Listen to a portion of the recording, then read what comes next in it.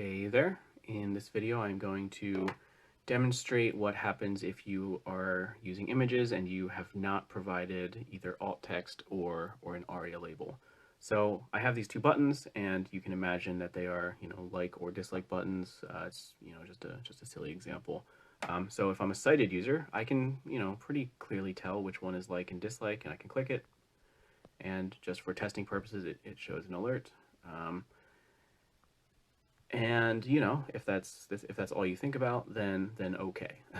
But let me sort of show you what happens if I am a screen reader user. So let me turn on TalkBack by holding in both volume buttons.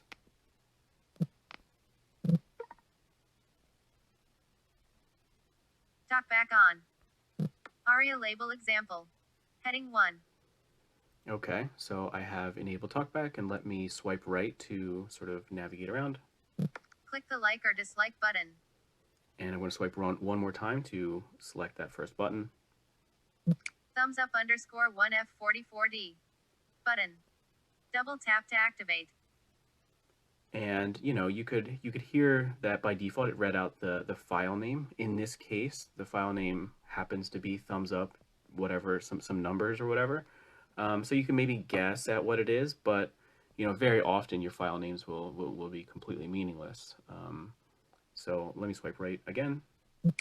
Thumbs down _1F44E. Button. Double tap to activate. And again, that's kind of just the file name, and we are sort of lucky enough here that I have named my files thumbs up and thumbs down, but that's not a great experience, because like, why does it have that extra stuff at the end, for example? So I can interact with it. I can code pen. Thumbs down on code pen. Thumbs down _1F44E. Button. Double tap to activate. Yeah, I can double tap to activate it. And web view.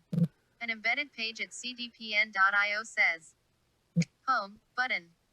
Double tap to activate. Double tap and hold to long press.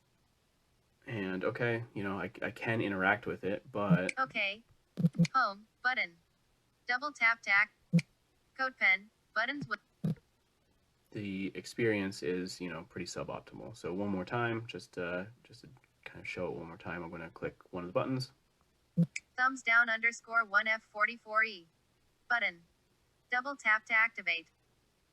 And you see that it announces the file name instead of something useful. So that's why this is a bad experience generally. In the next video, I'll show you how to fix this. So thanks for watching, and I'll see you in that one.